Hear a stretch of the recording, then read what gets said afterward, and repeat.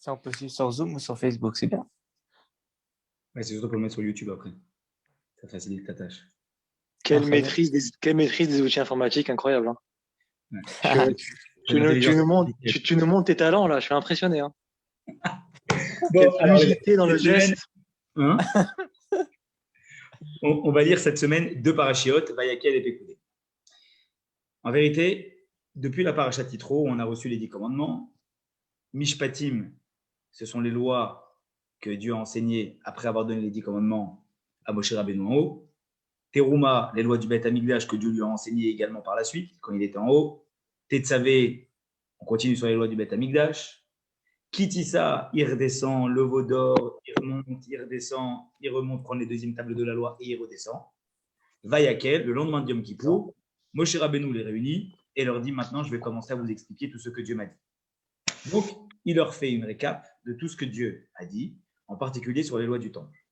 Pécoudé, on reprend ce que Moshe a enseigné au Béné Israël, ce que Dieu a demandé à Moshe Rabbeinu de leur enseigner, et qu'il leur a enseigné effectivement dans la parachat Pécoudé. Et ensuite, parachat Pécoudé, c'est l'application du moment où ils sont en train de le faire. Voilà pourquoi on va parler ce soir, dans le cours de Gemara, de la paracha, sur différents secrets et recettes de fabrication de certaines choses qui existaient à l'intérieur du Beth Amikdash, à l'intérieur du temple. Et demain, on parlera de Shemen HaMishra, l'huile d'onction avec laquelle étaient oints les grands prêtres, également les rois d'Israël et les ustensiles du Beth Amikdash. Alors, je vous propose de commencer tout de suite. Volontairement, vous voyez ici, je n'ai pas affiché encore le texte, j'ai affiché le Beth Amikdash, la maquette du Beth Amikdash. Vous voyez bien qu'il y a en vérité deux grands espaces. Le premier espace, je ne parle pas de l'espace qui est tout autour. Regardez la première porte en or, d'accord? Je ne sais pas si j'arrive à noter, ouais, je pense que je peux mettre une souris. Vous voyez là, donc là c'est la première porte, et vous avez le premier espace qui est ici, d'accord? Et le second espace, c'est ce qui est autour du Echal. Cette grande bâtisse, ça s'appelle le Echal. Et en vérité, vous voyez qu'entre ces deux espaces, le premier espace, celui-là, il s'appelle Ezrat Nashim. Et le second espace, celui à la grande bâtisse, il s'appelle Ezrat Kohanim. Quelle est la différence? Le premier espace, celui qui s'appelle Ezrat Nashim, ça veut dire en fait le parvis des femmes. Ça ne veut pas dire que c'était un endroit où il n'y avait que des femmes qui pouvaient entrer. Les femmes, elles avaient des espaces aménagés pendant la fête de Sukkot, pendant Simcha Bet HaShoeva, pendant les grandes fêtes qui se déroulaient dans le temple, dans cet espace-là, un peu en hauteur. Vous voyez, sur les hauteurs, on voit ici sur les hauteurs qu'il y a des espaces qui sont aménagés, et c'était justement l'espace sur lequel les femmes se mettaient. Mais en bas, il y avait les hommes qui assistaient à la joie. En vérité, l'espace qui est intérieur est appelé Ezrat Kohanim. Mais ça ne veut pas dire qu'il n'y avait que les Kohanim qui pouvaient entrer. Le peuple juif aussi pouvait entrer à l'intérieur. Alors, quelle est la différence? Pourquoi l'une s'appelait Ezrat Nashim et tout le monde pouvait entrer, et la seconde s'appelait Ezrat Kohanim, mais tout le monde pouvait entrer? C'est qu'il y avait une différence de sainteté entre les deux espaces. Le premier espace, d'accord, celui-ci, c'était Ezrat Nashim, c'était un espace où le peuple, s'ils étaient purs, ça veut dire s'ils avaient par exemple commis, ils avaient été en contact avec une impureté, et ils s'étaient déjà trempés au mikvé, mais qu'ils n'avaient pas encore apporté le sacrifice pour être complètement absous de la faute qu'ils avaient commise, de l'impureté avec laquelle ils avaient été en contact, eh bien, ils avaient le droit de rentrer dans Ezrat Nashim. Donc, si tu étais déjà pur et trempé au mikvé, tu pouvais rentrer dans cette partie-là. Par contre, pour pouvoir rentrer dans ce qu'on appelle Ezrat Kohanim, il fallait non seulement, pour le peuple juif, être pur, mais en plus de ça, il fallait avoir déjà apporté le sacrifice qui permet définitivement d'avoir mis la faute et l'impureté de côté. Pourquoi on l'appelait Ezrat Kohanim? Parce que c'était l'endroit où les Kohanim travaillaient au jour le jour. C'est là-bas qu'il y avait le misbéach sur lequel on apportait les bêtes. Donc celui qui, finalement, ne pouvait pas pénétrer dans cet endroit-là parce qu'il n'avait pas encore apporté son sacrifice, il devait se mettre devant la porte, cette porte-là que vous voyez ici, au milieu, qui sépare Ezrat Nashim de Ezrat Kohanim, le parvis des femmes du parvis des Kohanim, et il donnait le sacrifice au Kohen, et le Kohen apportait le sacrifice. Seulement après, il avait le droit de rentrer dans cet espace-là. Pourquoi j'introduis tout ça? Parce qu'on va parler ce soir, avant tout, de la dénomination de cette porte-là qu'on voit. Je vais essayer, voilà, de la mettre un petit peu, de la zoomer, pour que vous puissiez la voir. Et on voit assez bien, j'espère. Cette porte-là que vous voyez qu'elle a l'air assez jolie. En vérité, elle s'appelait Sha'ar Nicanor, la porte de Nicanor. C'est de la première chose dont on va parler ce soir. Pourquoi s'appelait Sha'ar Nicanor, la porte de Nicanor? Qu'avait de spécial à cette porte pour porter cette dénomination?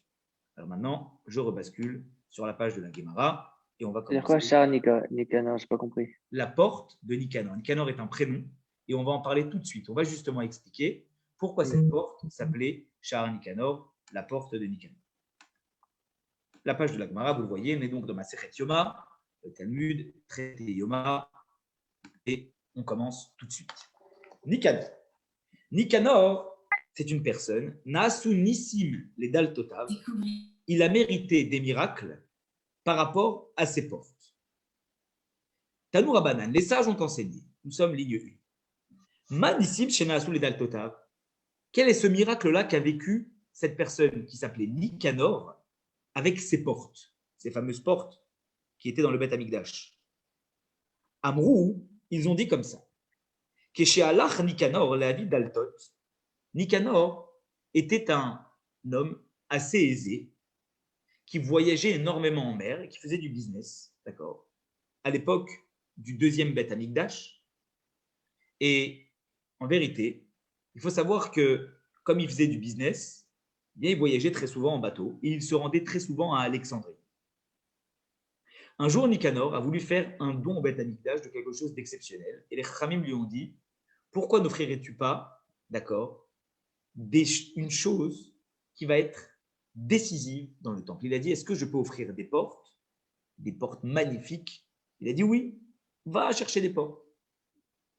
Il faut savoir qu'à cette période-là, les portes n'étaient pas belles. Pourquoi?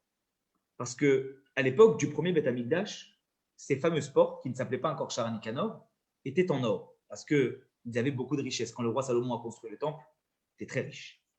Sauf que quand ils sont revenus de Babylone, après l'exil de Babylone, de Nabucodonosor, ils n'avaient pas d'argent. Et donc, du coup, ils ont mis des portes dans le deuxième Beth Amikdash, mais ce n'étaient pas des très belles portes. Nicanor, il a dit, ce n'est pas honorable pour le temple. Maintenant, il faut mettre des très belles portes. Alors, il a dit, je vais aller en acheter. Je vais aller, d'après un avis, les confectionner, les faire, parce que d'après un avis, c'était son métier. Il était forgeur. Et d'après un autre avis, eh bien, il est allé les acheter. Donc, il est allé à Alexandrie. La vie d'Altot, mais Alexandrie, à Mitzrayim, il allait à Alexandrie en Égypte pour justement aller amener ces portes-là. Bachazirato, sur le retour, Amad Alav Narshol, chez Bayam, les Tabéo. Il y a eu une tempête dans la mer et le bateau sur lequel il se trouvait, avec les portes, était sur le point de couler. Évidemment, les marins, qu'est-ce qu'ils ont fait? Natlou Achatmehen, ils ont commencé à prendre une porte, une des deux, et ils l'ont jetée en mer. Vetilou alayam, ils l'ont jetée dans la mer. Ve'adaim lonach ayam mizapo, et la mer ne s'est toujours pas calmée. Bikshu, ils ont dit quoi? Ils ont demandé, encore une fois les marins, les Hativ et Traverta, ils ont dit on va jeter la deuxième porte. Amadou, Nicanor, il s'est mis, s'est tenu devant eux. Et Bracha, il a attrapé la porte, il a enlacé la porte de Nicanor. Salut David. Et Amar Lahem, il leur a dit, et Tilounima, vous voulez jeter la porte, pas de problème, jetez-la, mais sachez que vous me jetez aussi avec la porte. Miyad, dès qu'il a dit ça, Nachaya Mizapo, la mer s'est calmée. Ayam Itztaer al-Khaverta. Nicanor avait gardé une des portes, mais il était extrêmement peiné que la seconde porte, elle ait été jetée dans la mer. Il a dit, qu'est-ce que je vais faire? Je me retrouve avec une seule porte, on va faire quoi? On va mettre quoi à côté? Alors, Kevan Sheigi al-Nemer Hachelako, quand il est arrivé au port de Hako, on est ligne 8, Aïta Mevatbetset, Veyotsa Mitachat Dofne Asfina. Il a vu en dessous le bateau, sur le littoral, une porte qui s'est glissée et qui est apparue sur le littoral à côté du bateau. Mais il y en a qui disent qu'en vérité, cette porte-là, c'est pas qu'elle était restée rattachée au bateau, c'est qu'en fait, Bria Shebayam Balaata, quand elle a été jetée dans la mer, il y a une créature profonde des mers qui l'a avalée, Veikiat ala Yabasha, et qui ensuite s'est rapprochée du rivage et l'a rejetée. Et c'est pour ça que finalement cette porte-là s'est retrouvée là-bas. D'après un avis du Talmud, cette histoire ne date pas de l'époque du deuxième temple, mais elle date déjà, d'accord, de l'époque où le temple était à Shiloh. Le Mishkan était à Shiloh. Ça veut dire où le Beth Amikdash n'était pas encore installé de façon définitive à Jérusalem et que Nicanor faisait déjà du business à cette époque-là.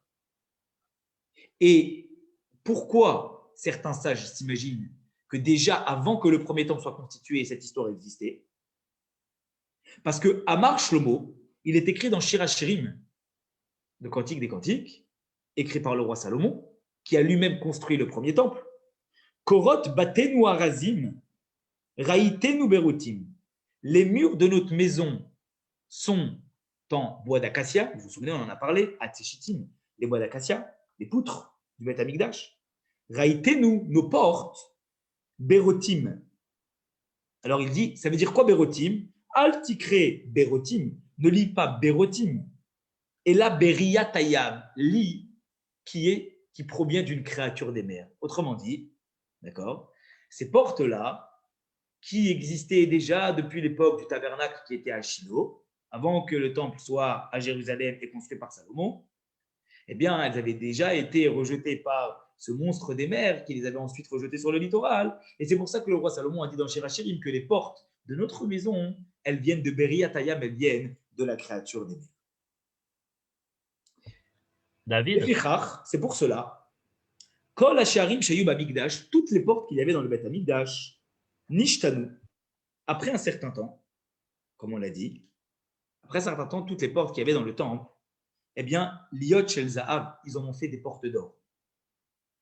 Comme je vous ai dit, après la période du deuxième Beth Amikdash, eh bien, ils ont repris toutes les portes qui n'étaient pas très très belles et ils les ont toutes remplacées par des portes d'or parce qu'entre-temps, depuis l'exil, ils s'étaient refait, on va dire, une santé, les bénis Israël, et donc ils avaient pu mettre des belles portes. Chutz Mishare Nicanor, les seules portes qui sont restées en l'état, ce sont les portes de Nicanor, qui n'ont jamais bougé. Pourquoi? Parce que Mipnei Shena Asu Bonissim. Parce qu'en fait, il y avait eu tellement de miracles qui s'étaient passés avec ces portes-là que c'était indigne finalement de les remplacer. Et donc, on a préféré les laisser telles quelles. Sachant, malgré tout, que ces portes-là, elles étaient faites en cuivre. Et que le cuivre, c'est pas de l'or, mais malgré tout, ça reste un matériel qui est noble. Mais Yesh Omrim, il y en a qui disent qu'en fait, la raison pour laquelle ils n'ont pas remplacé les portes de Nicanor en or, Mipne, parce qu'en fait, il s'avère que ce cuivre-là, ce type de cuivre que Nicanor avait utilisé soit pour les forger, soit quand il les avait achetés à Alexandrie, chez des professionnels, eh bien en fait, elles avaient une particularité, c'est qu'elles brillaient comme de l'or. Et vous voyez, rappelez-vous dans l'image que je vous ai montrée, je vais la remettre à l'écran, on voit bien que ces portes-là, elles ont un reflet or.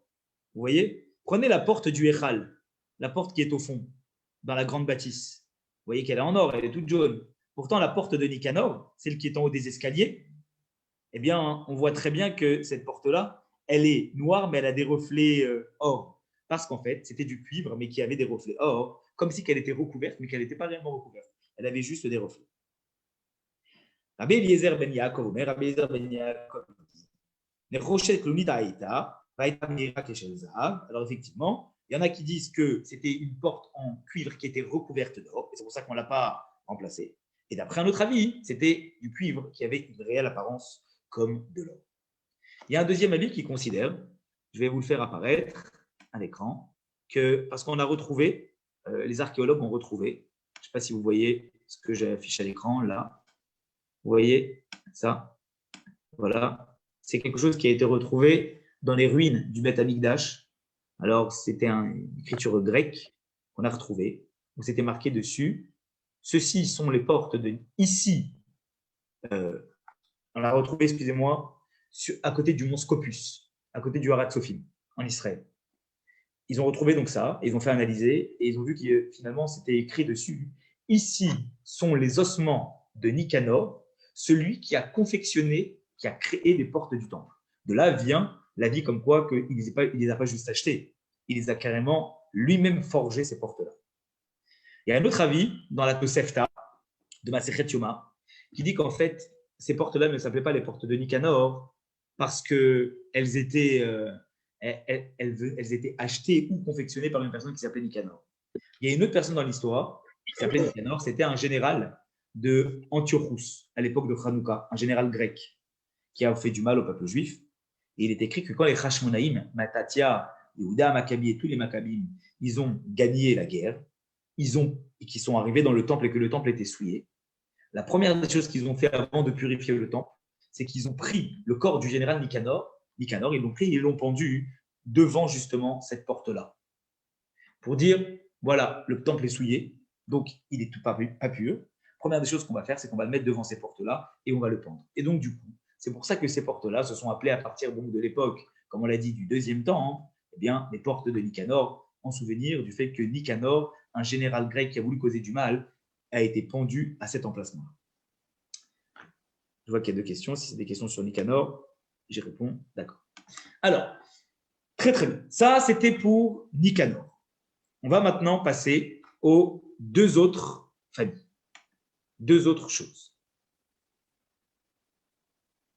Alors, très jolie la porte, mais quel intérêt vu qu'on nous semble pouvoir entrer dans le parvis soit par la gauche, soit par la droite d'après le schéma. Très très simple. En général, je vais t'expliquer, Noé. Je remets le schéma, comme ça, vous comprenez. Je réponds à la question, et Noé, et après, Lloyd, j'ai vu que tu as posé une question aussi. Je remets donc le schéma, que vous voyez le Beth Amikdash. Hop, il est là. Donc, effectivement, vous voyez qu'il y a une porte ici, mais qu'il y a des portes annexes. Il y a plein de portes par lesquelles on pourrait entrer. Donc, la porte qui est devant, effectivement, c'est l'entrée principale, et il y a cette porte-là qui est entre les deux. Les portes que vous voyez sur les côtés, c'était des portes, d'accord, qui étaient utilisées non pas pour entrer, mais pour sortir. Les Kohanim, les prêtres, quand ils finissaient leur service, ils ne repassaient pas par cette porte-là.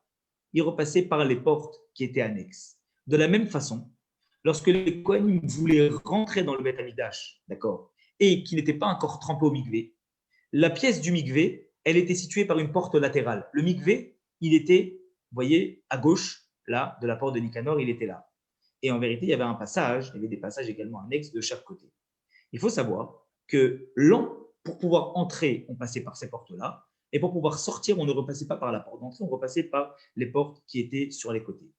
Lorsque les Kohanim arrivaient le matin et qu'ils devaient se tremper au mikvé, eh bien, ils ne pouvaient pas encore rentrer parce qu'ils n'étaient pas purs. Ils étaient purs parce qu'ils n'étaient pas impurs avec une impureté d'un défunt ou autre chose comme ça, mais ils n'étaient pas purs pour pouvoir rentrer, pour pouvoir aller au service. Alors, qu'est-ce qu'ils faisaient? Ils passaient par les portes annexes et ils restaient dans une maison isolée de la Ezrat HaKohanim, de l'espace des Kohanim. Ils se trempaient au mikvé et ensuite ils ressortaient par la porte dans laquelle ils étaient rentrés et ils pouvaient passer par l'entrée principale. Voilà en fait à quoi servait cette porte-là. C'est surtout une porte d'entrée, bien qu'il y ait des portes latérales. Lloyd, vous avez une question?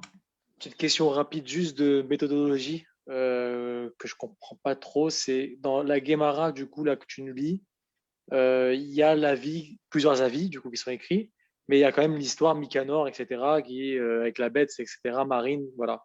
Et après, tu donnes une autre explication tout à l'heure avec un pendu Nicanor s'est fait pendre devant une porte. Alors, qu'est-ce qu'on doit croire, du coup? D'où ça? Et moi, je pensais que la Gemara, c'était la source de vérité, entre guillemets. C'est méthodologique. Qu'est-ce qu'on doit croire, du coup? Est-ce que vous êtes d'accord que dans la Gemara, parfois, on a plusieurs versions sur un même avis? Oui, mais c'est écrit. On a une divergence d'opinion, vous êtes d'accord? Oui, mais c'est écrit dans la Gemara, du coup.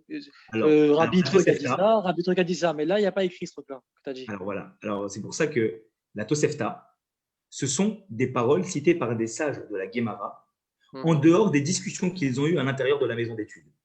Quand ils étaient dans la maison d'études toute la journée et qu'ils discutaient, il y avait le scribe qui était présent et qui écrivait, tenait compte des discussions qu'il y avait. Et ces discussions-là, elles ont été incluses dans la Guémara. Le problème, c'est que ces sages-là, ils ont donné, eh bien, ces sages, ces Amoraïm, qui étaient du temps de la Guémara, ils ont donné plein d'explications. Certains assistent au débat, d'autres peut-être n'ont pas pu assister au débat au même moment. Donc, s'ils n'ont pas assisté au débat, on ne pouvait pas les inclure dans le compte-rendu de la Guémara. D'un autre côté, s'ils avaient un avis qu'ils tenaient d'un ancêtre précédent qui était en mesure de pouvoir, évidemment, avoir une justification, puisqu'on parle de très grands sages, il fallait malgré tout pouvoir avoir une source dans ces avis. Voilà pourquoi il y a ce qu'on appelle la Tosefta. La Tosefta qui veut dire le rajout, en fait, en araméen, qui sont en fait des proverbes, des dires, des enseignements des sages de la Guémara, mais pas au moment où ils ont assisté au débat. Et ce qu'on vient de dire à propos de ce Nicanor-là avec l'histoire des Hashmonaïm, c'est dans la Tosefta. À la fin de chaque Talmud de Guémara, on a la Tosefta qui a été ajoutée. Elle n'est pas dans le texte de la Guémara, mais elle est à la fin parce qu'elle fait quand même foi. Elle est importante. Et c'est pour ça que je vous ai amené l'enseignement de la Tosefta, parce que ce n'est pas une légende. C'est aussi amené par des Amoraïm de la Guémara. Et c'est pour ça qu'il faut retenir. Alors, Tati a posé la question, il a dit ouais, c'est laquelle qui est vraie. La vérité, elle est que on ne sait pas c'est laquelle qui est vraie. Les deux sont vrais. Il y a diverses opinions, l'une elle est vraie, l'autre elle n'est pas vraie. On peut apprendre un enseignement de chacune. Mais ça, c'est peut-être de façon plus profonde. Mais en tout cas, il faut savoir qu'à cette époque-là, il y avait les deux. Que ce soit quelqu'un qui l'a forgé, que ce soit Nicanor qui était un général, que ce soit finalement celui qui a confectionné. On peut dire tous. Les tous peuvent être vrais. Maintenant, la raison exacte, la Guimara ne la tranche pas, puisqu'il y a plusieurs avis. Ce n'est pas une halakha, c'est juste un enseignement reçu d'un ancêtre qui provient également lui-même par transmission d'un autre ancêtre. D'accord? Pour Nicanor? Okay. Alors, on avance. Deuxième famille. Je reprends le texte de la Guémara. Vous voyez à l'écran le texte, c'est bon? Je le remets là. C'est bon? Vous l'avez? Non, je n'ai pas le texte. Non, il ne descend pas le texte de la Guémara, vous ne voyez pas? Si, c'est bien maintenant, c'est bien. C'est bon, super. Ligne 18. Ve'elu lignaï. Il faut savoir qu'il y avait des personnes qui étaient mises en valeur par les sages pour ce qu'ils ont fait, les actes héroïques qu'ils ont fait, comme c'était Nicanor. Mais il y avait des personnes qui, au contraire, n'ont pas mérité ces éloges de la part des sages, et on va les citer maintenant. Shelbet Garmou, la maison de Garmou. L'Oratul et Lamed al-Maaseh lechem apanim, ils n'ont pas voulu enseigner comment se constituaient les pains de préposition dans le temple. Vous allez voir, je vous montrais tout à l'heure, ils avaient une forme spéciale des pains de préposition. Il y avait un secret et une recette de fabrication. Bet Aftinas, la maison de Aftinas, l'Oratul et Lamed al-Maaseh Ktoret, ils n'ont pas voulu enseigner comment on faisait la recette des encens. Ougras ben Lévi, Ougras le fils de Lévi, Ayodéa Perek Bachir, il savait chanter d'une certaine façon en tant que Lévi. Velo Ratzal el Lamed, il n'a pas voulu enseigner aux autres comment il faisait pour chanter de façon aussi belle. Ben Kamtsar, Lo Ratzal el Lamed al-Maaseh Aktav, Ben Kamtsar était une personne qui était capable d'écrire avec 4 doigts et 4 plumes différents le tétragramme, chacune des lettres du nom de Dieu, sans avoir une interruption. C'est l'idéal. Pourquoi? Parce qu'il ne faut pas avoir de pensée profane, et plus on l'écrit vite, mieux c'est. Mais il faut en même temps l'écrire très bien. Et lui, il avait une technique avec 4 doigts pour réussir à l'écrire. À la Rishonim, sur les premiers qu'on a cités, Nehemar, ceux qui sont cités avec des éloges, on dit Zecher Tzadik Livracha, que le souvenir d'un juste, c'est une bénédiction. Ve'al Elou Nehemar, et sur les autres, eh bien, on dit Veshem Rechaim Mirkav, que le nom des Rechaim, il va moisir. Alors, on y va. On va commencer par Bet Garmou. On va commencer par la recette des pains de préposition. Nous sommes ligne 24. Je vous montre tout de suite, avant de commencer, à quoi ressemblaient les pains de préposition, que vous compreniez comment ils étaient faits et pourquoi c'était si spécial. Est-ce que vous les voyez, les pains de préposition?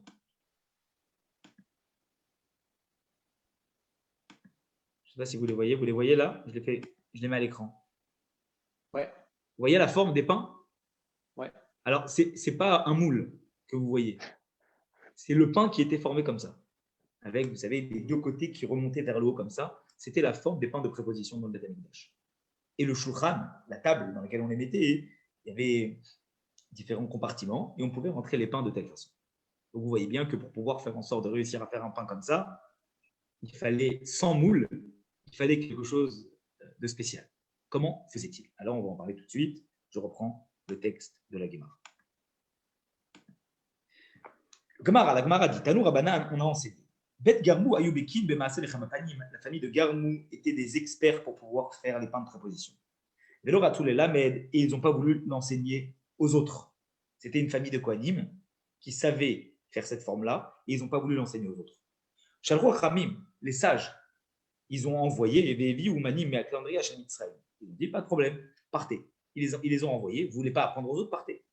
Ils sont allés chercher des boulangers d'Alexandrie pour qu'ils puissent venir faire le pain comme ça. Ils se sont dit, c'est des experts. Alexandrie, ils étaient experts en tout. On va les amener. Ayu Yodim, ils savaient là-bas le faire. Les potes, apparemment, ils savaient faire du pain comme cela devait se faire. Kamotam, comme les gens de Garmou. Et là, Yodim Nirdot Kamotam. Le problème, c'est qu'ils arrivaient à pétrir le pain et à le former de telle façon.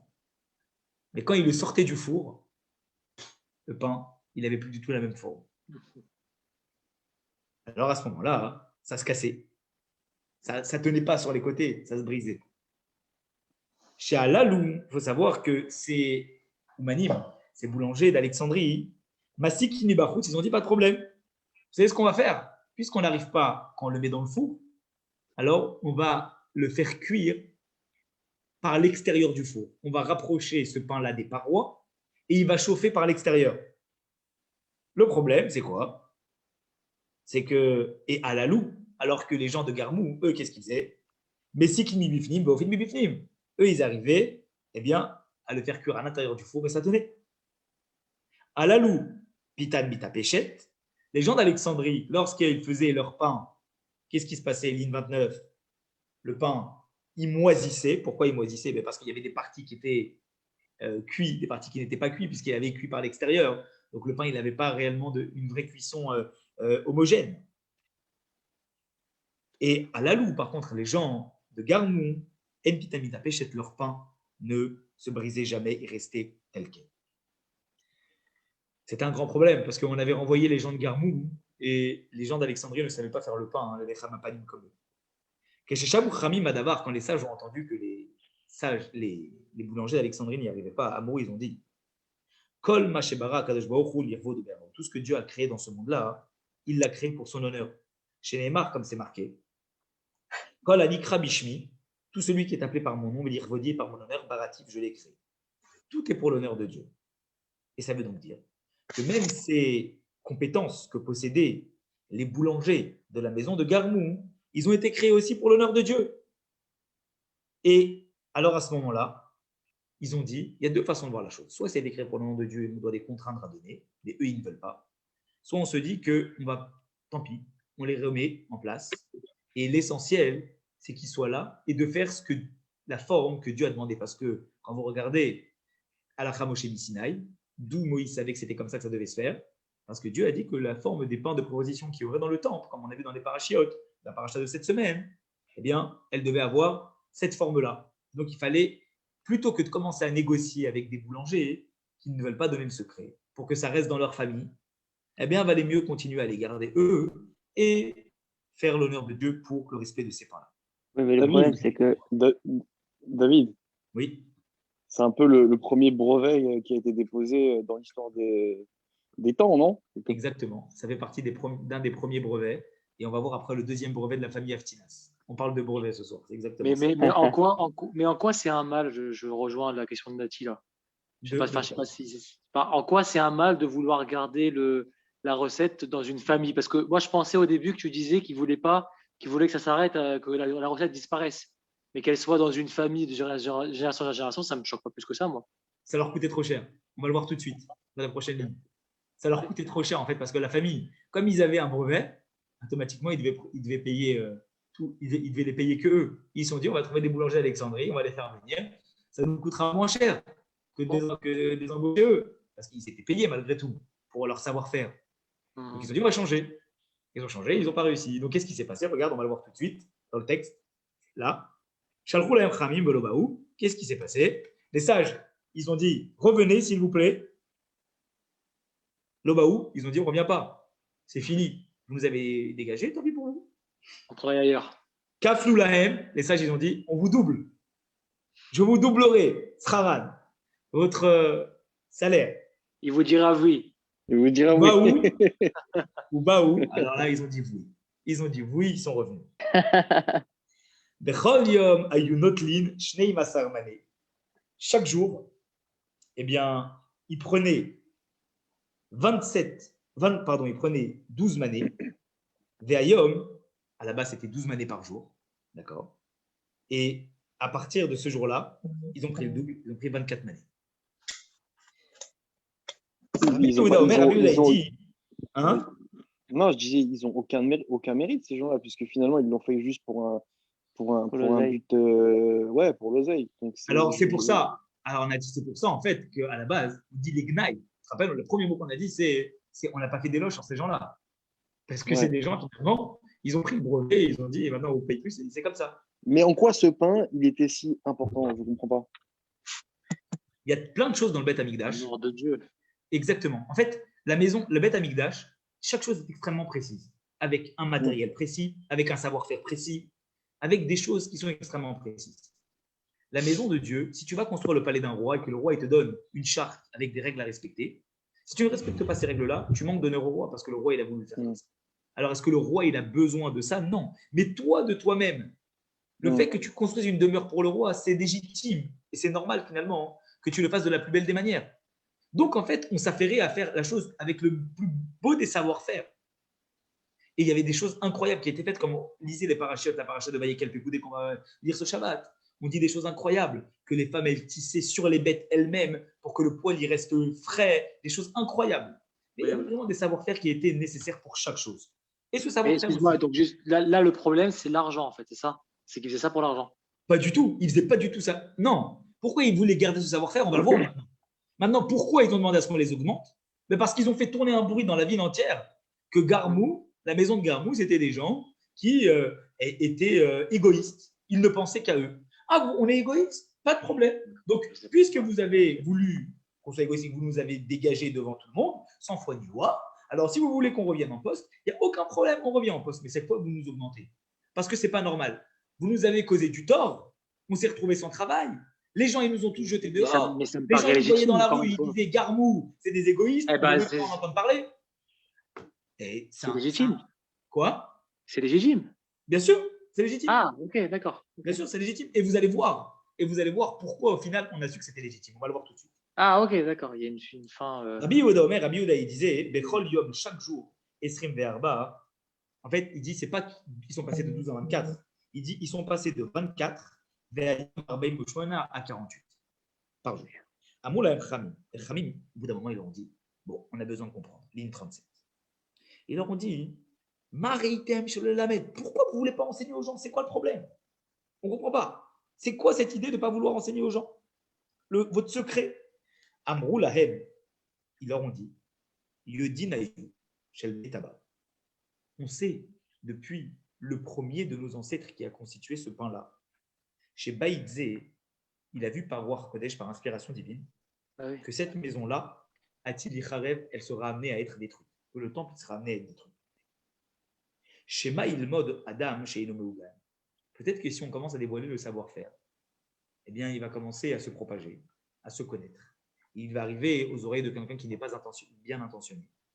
Veyeler la Avod, Avodazara Bekar. Et il fera Avodazara, il fera de l'idolâtrie avec ce pain-là. Et qu'est-ce qui se passe quand il y a de l'idolâtrie qui est causée avec quelque chose? Vous vous rappelez, on l'a déjà dit, avec les arbres dans le Beth Amikdash. Pourquoi il n'y avait pas d'arbres? À l'époque de Abraham, on avait le droit de construire des arbres pour Dieu et après on n'avait plus le droit.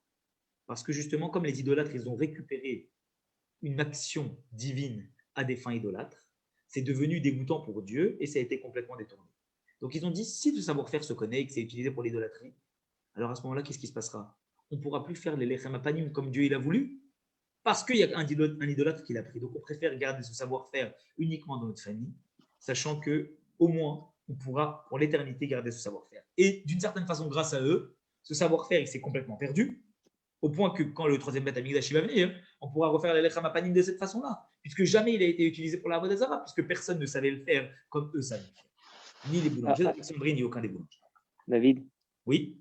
alors pourquoi? Je ne comprends pas, parce qu'au début, tu as dit que cette famille-là, on les a traités de Gnaï, si Exact. j'ai bien compris. Alors, je ne comprends pas. Si ce qu'ils ont fait, ça, c'est au contraire, ils ont fait ça les Shem Shamaïm. Je ne comprends pas pourquoi on les a appelés Gnaï.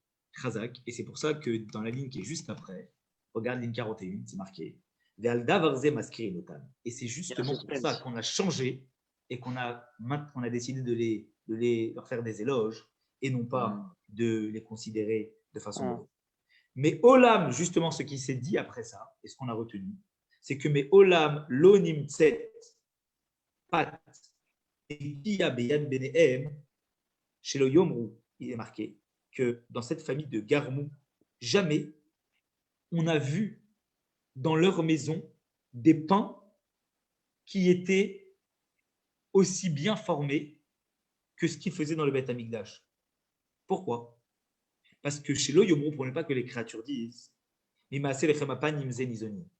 comme ils ont un savoir-faire particulier pour le temple, alors ils profitent de ce savoir-faire pour se nourrir eux-mêmes dans leur maison.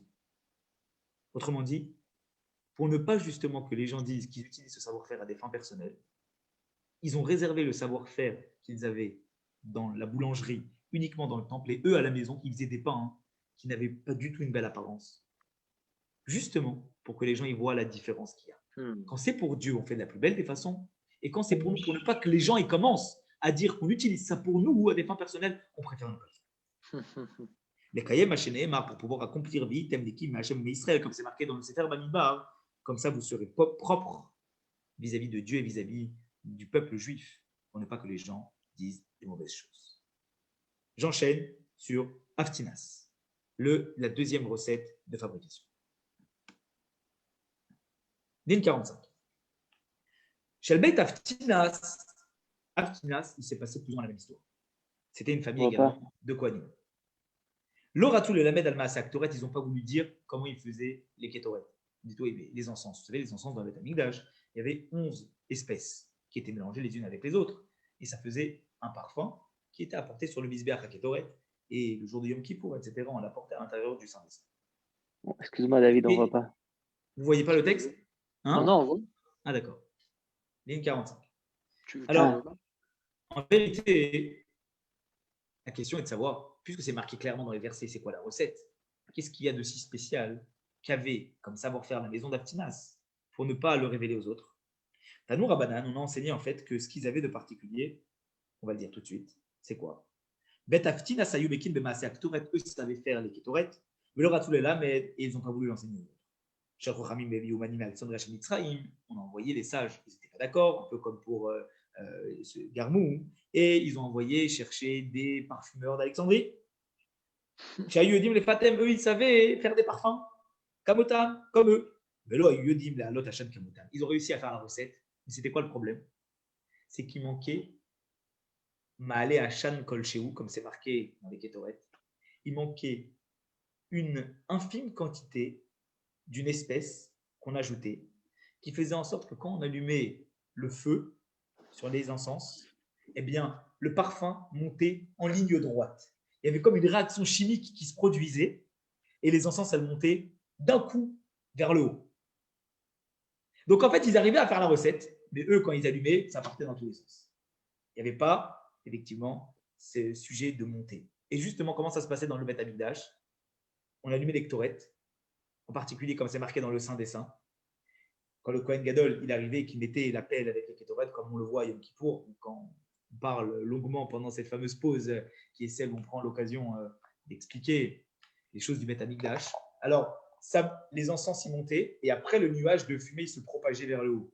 Mais d'abord, ça montait vers le haut en ligne droite. Sauf que eux, les autres, c'est Alexandrie, ça partait d'un coup de tous les sens. Alors, ils n'arrivaient pas. Chez la loum est amervolé qui est maquel, chez la loum aftia. Pour les uns, ça montait comme un bâton, pour les autres, ça partait dans tous les sens. Les cannes ou les cannes, dans tous les sens. Donc, chez Cham ou Khamim Badavar, et quand les sages ils ont entendu cette chose-là, Amour, ils ont dit Kol Maché Barakodesh Bochou, il tout ce qu'il a créé, Dieu, c'est pour le bien, c'est pour son honneur. Donc, qu'est-ce qu'ils ont fait? Eh bien, ils ont fait rappeler les gens d'Aftinas à leur place. Shalchou lahem chachamim velo baou. Ils ont appelé, encore une fois, les sages. Ils n'ont pas voulu venir jusqu'à ce qu'ils ont dû les augmenter, un petit peu comme les autres. Je finis à l'oral parce qu'il reste qu'une minute. Dans l'autre temps imparti. Et après, s'il y a des questions, on y répondra. Ils sont passés de 12 à 24 à 48.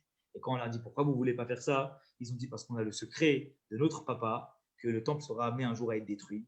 Et si on dévoilait ce secret-là, ça sera utilisé pour l'Avodah Zarah. Et du coup, les Kétoret, ils ne seront jamais utilisés pour l'Avodah Zarah, même si on connaît la recette. Et qu'on pourra leur utiliser la même recette dans le troisième temps.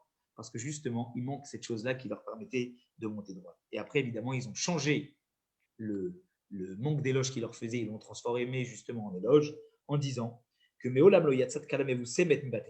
jamais une mariée n'est sortie avec des odeurs merveilleuses de leur maison.